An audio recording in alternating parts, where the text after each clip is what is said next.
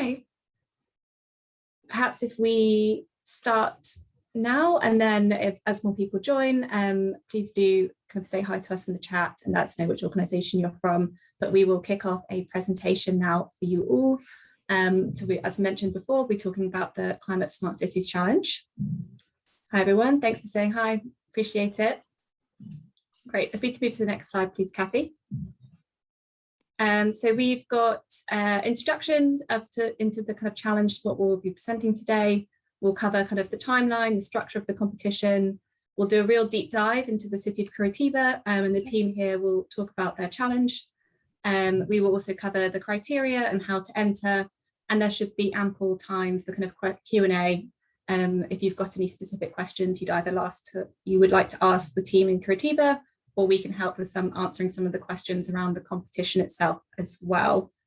Just to note that this is being recorded, so if you drop off at any point, or if you know of anyone who would like to access this afterwards, this will be available on the challenge website for you as well. Great, we can move to the next slide. So I'm going to hand over to our colleagues at UN Habitat with Livia, who is just going to do a bit of an overview of what the Climate Smart Cities Challenge is all about. Over to you, Livia. Thank you, Hannah. Welcome to everyone again. My name is Livia. I work at UN Habitat headquarters with innovation and technology. I'll give you a brief introduction of the Climate Smart Cities Challenge and the cities that we are partnering with. We launched the project earlier this month at the Expo Dubai 2020, and this initiative started in November last year with an open global call for cities to submit their urban challenges that they would like to address. And I will talk a little bit more about the challenges of the cities in a moment too. UN Habitat has a long history of working with competition prizes and challenge-driven innovation. The Climate Smart Cities Challenge is an open innovation competition based on real challenges faced by cities and its residents with a strong needs-driven approach. For that, it counts with the input of different stakeholders throughout the whole process. It focuses on specific climate challenges that have the potential to both reduce carbon emissions as well as to have positive social impact in the cities. So we are inviting innovators and investors to develop, test, and scale cutting-edge solutions that can contribute to reduce greenhouse gas emissions at the local level. Each of the cities have produced a challenge brief with more details about the city, its emissions, and other information that is relevant for innovators to present proposals that can help to address these challenges. Curitiba has also prepared a technical volume with data about the city and the two areas where the challenge is focusing on, and they are all available at the website climatesmart.citieschallenge.org, which you have already seen. And the innovators who will be selected in this process, they will have the opportunity to collaborate with the city and investors to demonstrate the proposed solutions in real-life environments. So the idea behind the demonstrations is to really capture learnings for future investments, and also to demonstrate and understand how best we can foster innovation in cities and how innovation can be led by cities as well. There is an early submission deadline on December 5th and a final submission in January 5th as well. Next slide, please, Kathy. So the challenge implementation is led by UN Habitat and Viable Cities, which is the strategic Swedish innovation program for climate neutral and sustainable cities.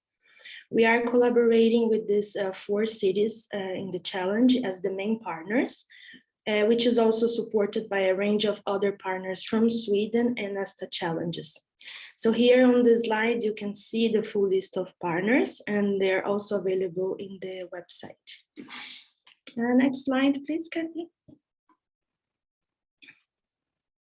So the 4 cities working with us in the Climate Smart Cities Challenge are Bogota in Colombia, which is focusing on improved freight mobility and reduce congestion-based greenhouse gas emissions and air pollutants. We are also working with Bristol in the UK to contribute to a new model for delivering affordable zero carbon homes. Curitiba is targeting to advance new solutions for creating zero carbon neighborhoods, starting this pilot in 2 areas. And Mackenzie Sabagabo in Uganda wants to propose scalable ways to develop zero carbon, energy efficient and affordable homes as well. So these are the 4 cities that we are working with in this challenge. And we can hear more about the competition now. I'll pass back to Hannah. Thank you.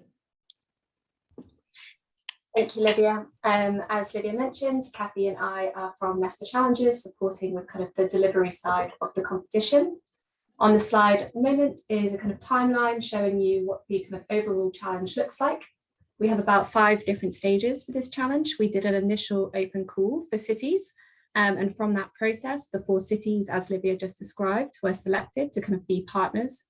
We are now in the competition entry stage, so we are inviting innovators, organizations, SMEs, and so on, and we'll go into a little bit more detail about who's the types of people we are looking for as well later on. But just to say that we're inviting those innovators to apply to address each of the 4 city challenges. As Livia mentioned, we have kind of got the final entry deadline on the 5th of January, and then 80 finalists will be announced at the Expo in Dubai in 2020. And then from that, those finalists will be invited to join a co-creation period with the cities themselves, and they will then further develop their initial proposals. And from that, 4 teams will be selected as winners. And when I say teams, I mean these teams will be made up of a selection of the finalists that were involved. These winners will go on to the system demonstration phase, as Livia described earlier. Next slide, please. So a big question is why to enter. Hopefully you're already interested and curious about the competition and the opportunity here. I think it's important to stress that at this initial stage, up to 80 finalists will be selected. So looking at about 20 per city, which is quite a high number of organizations to be involved. We will move into kind of the co-creation period next year, as mentioned. This is a really great opportunity to get support to further develop your initial proposal. There will be mentoring and business development support, working with key partners as behind the city and support from the city itself. Each city has developed a kind of bespoke offering for innovators, and the Curitiba team will describe that to you in a bit more detail today. But stuff such as accessing data, introducing to key stakeholders, and so on. There will also be a lot of matchmaking. So a key kind of theme that threads throughout this competition is collaboration. We're looking for kind of organizations and people who are interested in building partnerships and collaborating with others to kind of solve these really pressing issues. And then further on, as the winning teams, so as mentioned, 1 team finalists per city will be invited to progress, so 4 teams.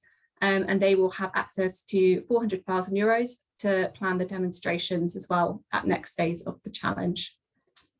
Next slide, please. Great, so I'm now going to pass over to the team at Curitiba, who are going to outline in a bit more detail about their specific challenge in their city. So over to you. Thank you, everyone. Hi, my name is Daniele. I'm from IPUC, which is the Institute for Research and Urban Planning of Curitiba. Our team has been leading so far the challenge process for our city, and I would like to welcome everyone to this webinar as well. So Curitiba is looking for solutions, new solutions to create zero carbon neighborhoods in the city. The city of Curitiba aims to be carbon neutral by 2050. And we believe that the solutions proposed in this challenge will be one way to achieve the target of being carbon neutral by 2050. We know we are focusing this challenge on these 3 main areas, which are, and we believe that solutions, they will have to be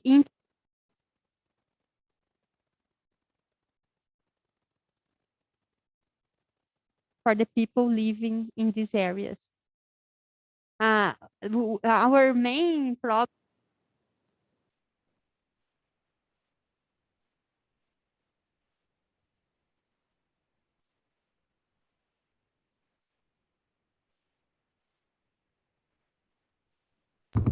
Daniela, we can't hear you at the moment.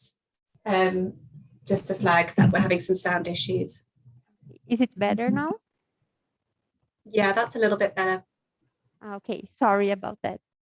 Thank you. So, What you no, said, thank that you would be for warning. I was speaking about the three main sectors where we are looking for solutions, which are energy, transport, and waste management. And our main challenge is how can we create zero carbon neighborhoods that build on historical urban infrastructure and character, integrate multiple urban functions, and promote economic opportunity and green job growth for local residents. I'm going to detail these aspects further on. And both areas where we are looking for solutions, they have these features. So one of them has historical buildings, it's a consolidated urban area, and the other one has a lot of social issues to be approached. So we are looking for integrated solutions that could be business models, services, technologies, solutions that are integrated among these areas. The best solution would be to address at least more than one of these three sectors: energy, transport, and waste management. And we are looking for co-benefits such as social impact, uh, income generation, training, jobs, and this would be a bonus, let's say, for the solutions that we are looking for. We can go to the next slide, please. So these are the two areas where we are targeting to test the solutions. They are very next to the downtown area of Curitiba. They are very next to each other, but they have very different characteristics. We have defined in pink the target areas for the project, and in yellow, we have the influence area for the project, which is an area where we can have solutions implemented to be focused on the pink areas. Let's say that we have some vacant areas, some big companies there, and this could be opportunity spaces to implement solutions that could be implemented focusing on Vale do Pinhão and Vila Torres, which are the two target areas. Next slide, please. So the first area that's going to be a pilot for the project is Vale do Pinhão. Vale do Pinhão is a former industrial area from the 40s in Curitiba. So we have these remaining buildings from this time. And this is a factory landscape, which is a heritage landscape for the city. So even if like we have these big buildings, they have to be preserved so we can maybe give new uses for them. Some of them already have new uses. For example, this yellow one at the bottom, it's the headquarters of our innovation agency. And this one in the night picture is a theater, an auditorium where we can host events, for example. It's a very consolidated urban area next to downtown with a great potential for urban renovation. We have mixed uses. We have both residential and commercial uses. And we have a lot of facilities in the area, such as the former factories that I have already mentioned, some governmental institutions, universities, and some big plots with these big buildings with a lot of space that could be used as an opportunity to develop solutions for this area. Next slide, please.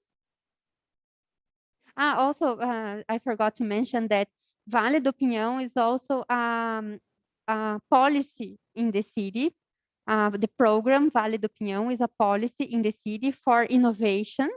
So this program has a lot of incentives for startups, for new companies focusing on innovation, technology.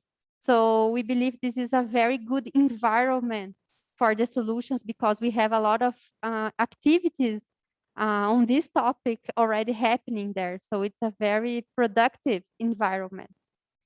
And next to the Vale do Pinhão area, we have Vila Torres, which was a former informal settlement, one of the first irregular settlements in the city. As I showed before, it's also very near to the downtown area. It's already regularized and urbanized, so people, they already have the ownership of the building, the houses and the plots there. But still, we have a lot of heritage from these irregular settlement situations. So we have a lot of social issues there. People are some vulnerable population there. So a lot of people that live in Vila Torres, they are pickers. They collect recyclables from all around the city and they bring to this area to separate what they can sell for to be recycled and what cannot, what's not able to be sold, they have to dispose like they can. For example, the city has to collect all these disposable that they leave that they could not sell for recycling. And some of them, they are gathered in cooperatives. So they are organized to separate these recyclables to sell. But we still see a lot of opportunities like improving the recycling and making more income generation out of this process.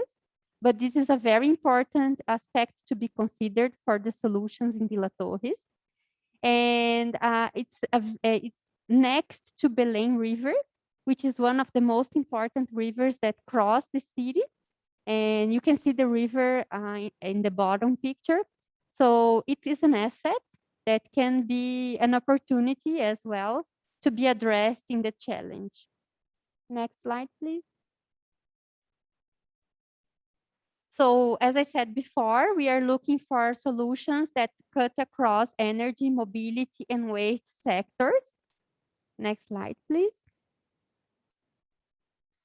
And focusing on energy, we are looking for innovative solutions generating sustainable energy at an affordable price. So this affordability it's a very important aspect of the solutions to be proposed. So Brazil has most of its electricity coming from hydroelectric power. Nevertheless, we are facing a water crisis that has impact on energy crisis as well, because it's not raining as it should be.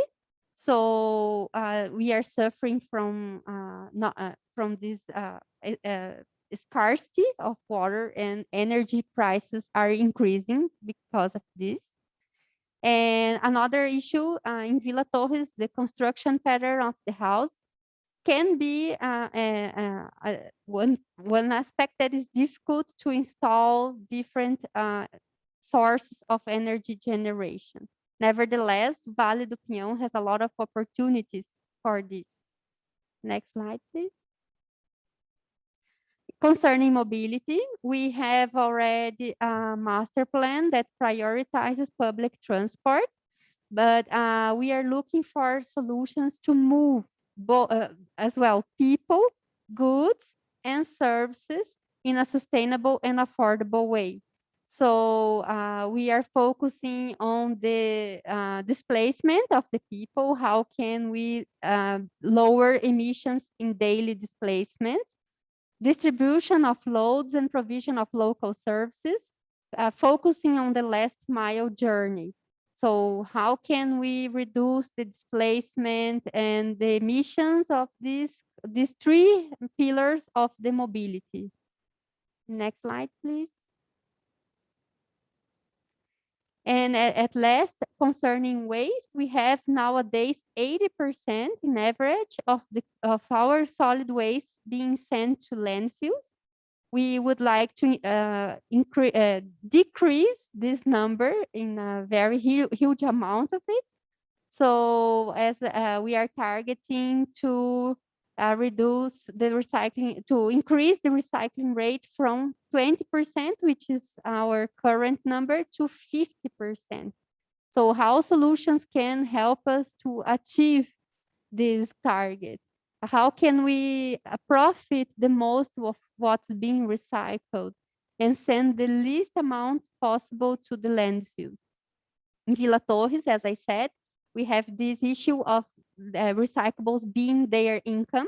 So how can we address the waste management without having a bad impact on these people's income and social conditions? So how can we solve the waste problem and still make their lives better, improve their quality of life?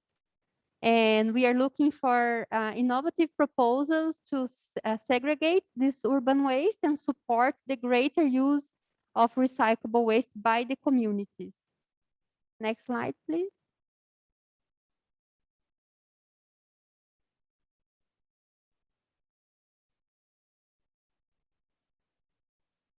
Kathy? Oh, thank you. So I think that from Curitiba side, that's what we had to present. And I'm here for questions and more information. Thank you. Great. Thank you very much, Daniela.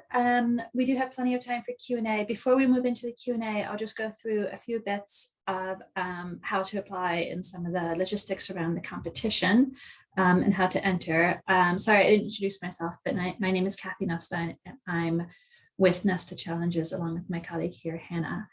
And so we're running the competition piece of it. So as far as how to enter and what we are looking for a variety of innovators. As is noted in the chat, Curitiba is a really ripe environment for lots of startups and lots of innovation in Brazil. So we're looking for technologists, startups, SMEs, organizations that have a specialty in these areas that Daniela has referenced in waste and mobility and energy, as well as others. I mean, the great thing about an open innovation competition is that we're looking for unusual suspects coming from other sectors who would have really relevant ideas or creative ways to approach this challenge that Curitiba's laid out. We're looking for a variety of proposals. We know that Curitiba's challenge is quite broad, is quite complex. It's unlikely that any single organization could necessarily address this. We're not necessarily expecting that. What we're looking for are proposals of how you could collaborate with Curitiba, the partners there, as well as other organizations to address this kind of massive challenge from a system perspective. So organizations that get selected as finalists will then go on to work with the city stakeholders to fine tune your ideas, to adapt them to the city context, to get to know the colleagues in Curitiba who can help to provide some context of the challenge you're looking to solve, and to help to access information that can further shape out the solutions that can have an impact on addressing this challenge. As far as the nuts and bolts of who is eligible, needs to be a registered organization. You don't have to be based in Curitiba, you don't have to be based in Brazil, but organizations are welcome from anywhere around the world. We are looking for separate organizations for each organization that's submitting. So if you've already got a partner in mind, that's great. Would love to see that. We would just ask that you submit a separate application for each partner and just indicate, there's a space to indicate in your application form if there's other entities that you're seeking to partner with that you know already.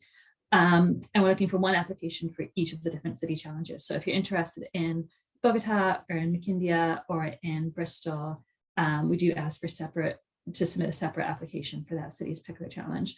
You'll see our URL on the slide here. I think it's on all the slides, climatesmart.citieschallenge.org.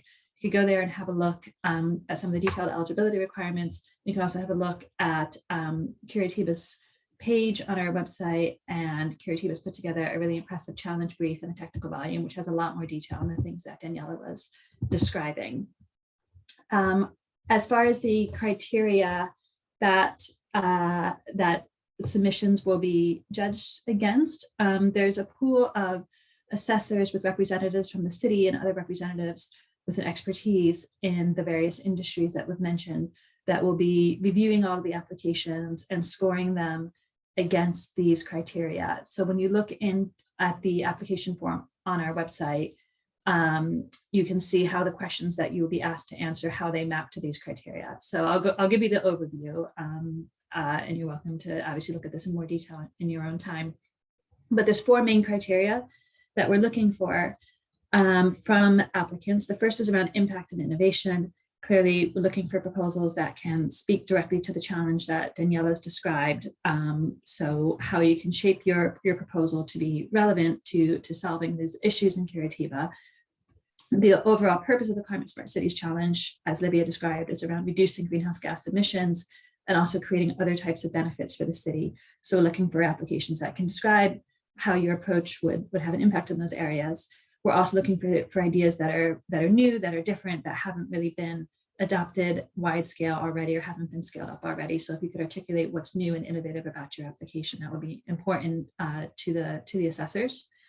The second criteria is around the viability. We want to see if you've got an idea that is near-ish term ready to be demonstrated. So we want to know a little bit about the technical feasibility of your idea, of your product or your solution. We want to know if is it viable, can it be tested within kind of a system demonstrator that is the ambition of this program. We also want to know a bit about the business model. Don't have to have a fully formed business model, but we want to know what your thinking is and what kind of research and engagement analysis you've done to develop your business model, the business plan behind your concept. And then on that third point under there is around user and customer engagement. Clearly, as Daniela mentioned, with the 2 neighborhoods that they're focusing on in Curitiba, the engagement of the people who live in those neighborhoods and the people who work in those neighborhoods is key. And we think any solutions that come forward would have to have some kind of evidence of how you plan to engage the end user and how you plan to integrate the perspective of people in these communities, right? So have a look at that. The third criterion is around collaboration. The big focus of this competition is around developing teams of complementary partners who can work together and who can work with the city. So that's what we're looking for there. We're looking for some description of what kinds of partnerships you would like to form as a part of this, where you see complementary strengths that you would like to add to your ideas and your solution, how you plan to work with others, how you would work with the city. And then the fourth bit that we're looking at is capability. We'd like to know a little bit about your track record, your team's experience and expertise and how that's relevant. So do have a look on our website, but I want to give you the overview of what the selection panels will be looking at. As far as how to apply, it's really straightforward. Again, I'd really encourage you to have a look at climatesmart.citieschallenge.org. The final deadline for all submissions is 5 o'clock UTC time on the 5th of January, so just after Christmas. But we do have this early application deadline that we mentioned earlier. Those that submit their applications by the 5th of December will get the chance to soft pitch directly to the cities to get to meet directly with the colleagues in Curitiba to further describe your solution. So we really encourage people to take us up on that if you can get your application in. The application is quite straightforward. It's 10 questions. Each question is limited to 250 words. So it's short and snappy to the point. I would encourage you to have a look at that. And I think that is it. And then, sorry, I'm trying to advance my slide. I think that's the end now. Okay, so with that, we can turn over to questions, comments. You can either use the chat function to ask questions, or you can use, there's the Q&A function in Zoom, or you can also just request to come off of mute and we can unmute you and you can just verbally ask your question.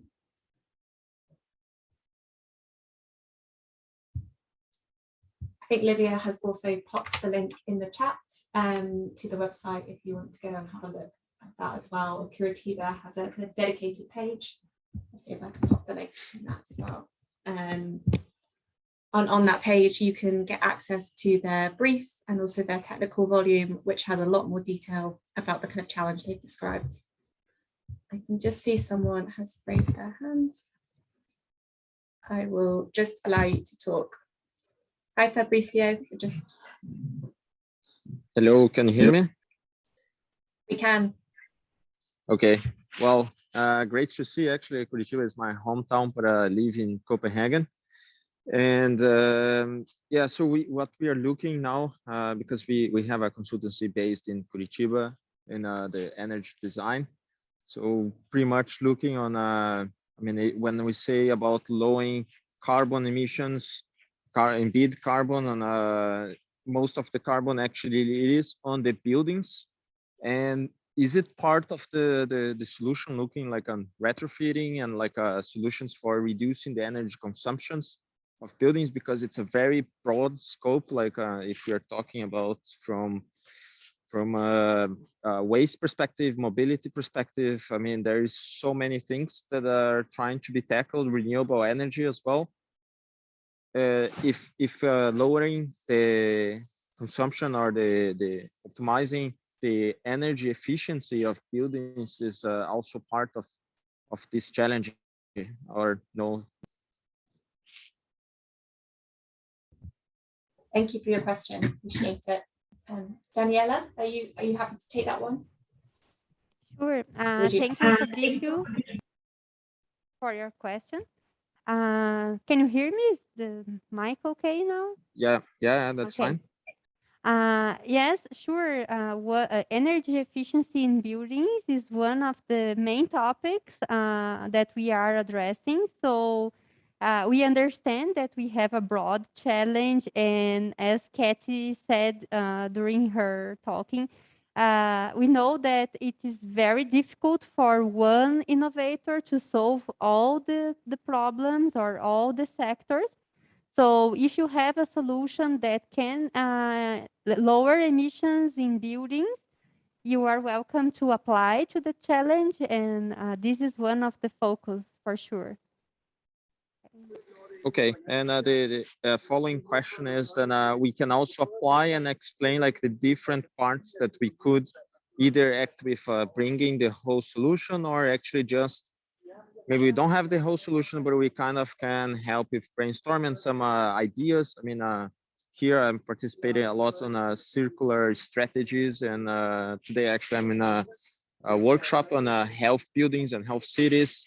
So I might not be the end specialist to give you the right decision, but I can definitely also put that in the scope, like this kind of like what are ideas and frameworks that works here in Scandinavia that we could also maybe apply. But then of course it requires that us with EPUC like to bring an external partner that would be doing like other parts, because we can have a holistic overview but not like a defined detail on some other matters.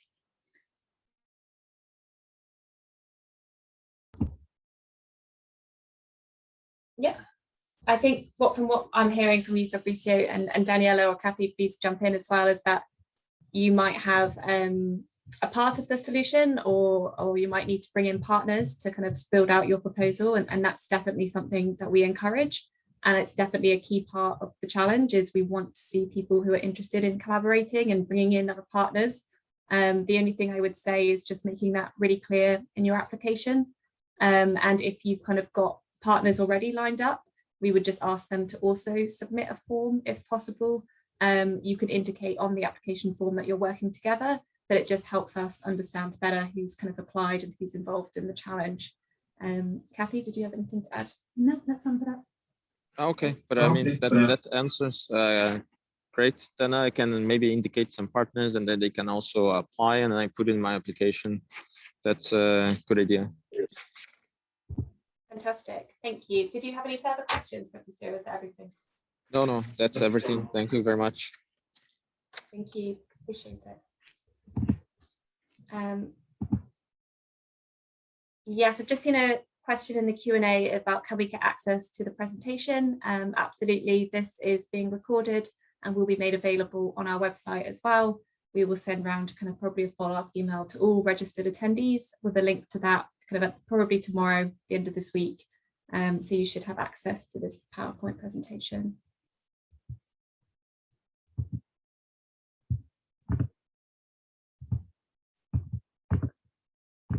If there are any kind of further questions, please feel free to pop them in the chat or raise your hand. Olivia, I can see that you've just raised your hand, so I will just let you unmute.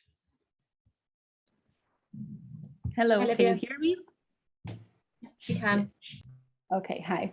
My name is Oliver Kies. I'm from State University of Londrina, Brazil.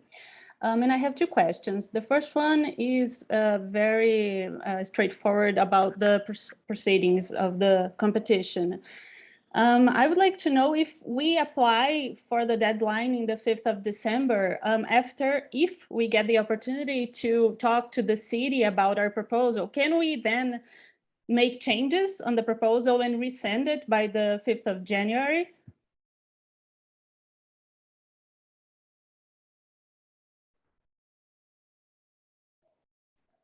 I can't hear. Oh, hi. Sorry.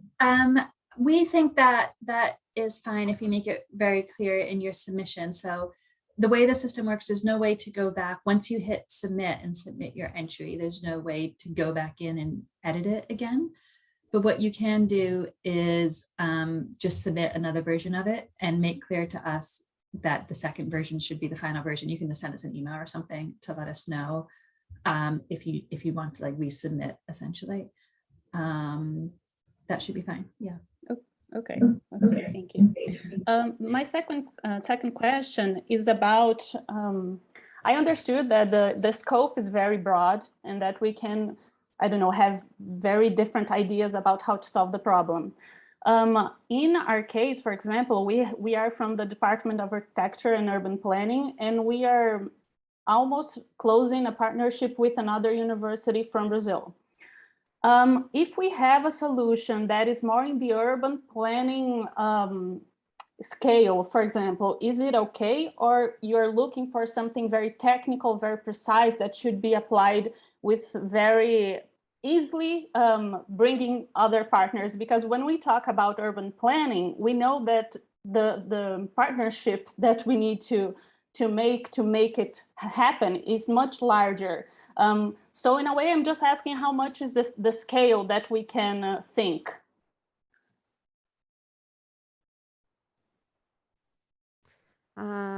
I'm going to take this one, but Hannah and Katie, if you want to add anything, please feel free to do so.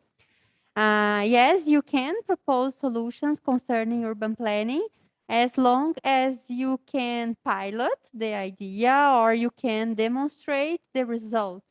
But yes, the scope would include urban planning solutions as well. For example, in mobility, I can see a lot of opportunities to do this. So it is one possibility, but you have to consider that you have to implement the idea, to test the solution. Okay. Yeah, I'll just add as well, Daniela, I think that that's right on. And if you just indicate in your application, if you're able to draw back your perspective and how that relates to the challenge that the city has put out, clearly urban planning and kind of a holistic view of these issues and how they intersect in the environment would be a really important part. So I think what you're describing sounds very relevant.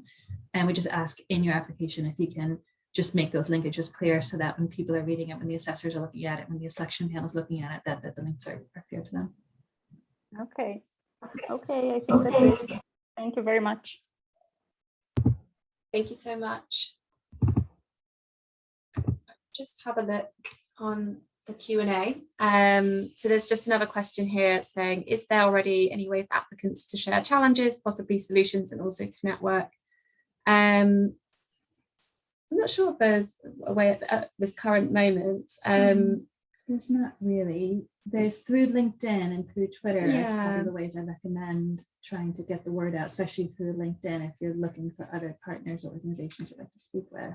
Yeah, I think that's a really, really good question and interesting, and one that perhaps we can take away and think about as well. But yeah, I would suggest the Climate Smart City Challenge has a kind of LinkedIn page, which is quite active. To just following that and perhaps kind of engaging with that. And I think Livia has just popped it in the chat, so you can kind of get onto that, and that's probably the best way to kind of connect with people. But yes, I think also just putting in an application and then some of that kind of networking is a really, really key part of the next phase, the co-creation phase, and supporting applicants to kind of build partnerships and to collaborate as well is crucial for this challenge. So I hope that helps. Thank you for your question.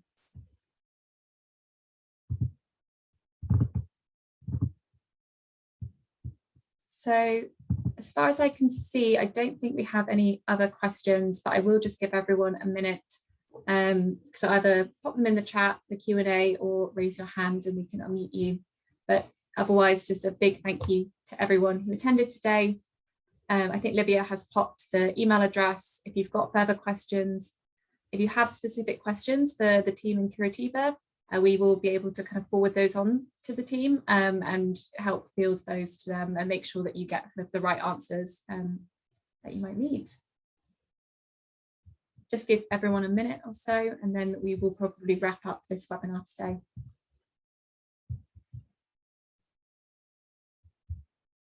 Thank you. Livia, is there kind of anything from your side? Just to thank you everyone for your presence and for the questions as well. So we encourage you to follow us also on social media and LinkedIn. We'll be posting updates there. And I think good channels also to see if there's any opportunity for networking. So yeah, just that. Thank you very much. Daniela and team, anything else? From our side, we would also like to thank you everyone for joining this webinar today, and we have great expectations to concerning the results of the solutions that are going to be proposed. We expect to achieve our target, and we invite all to apply and bring your most innovative ideas to us. Thank you, everyone. Fantastic. Thank you, everyone. Thank you for joining us today. The recording will be made available by the end of this week. And please do get in touch if you've got further questions. Thank you for your time.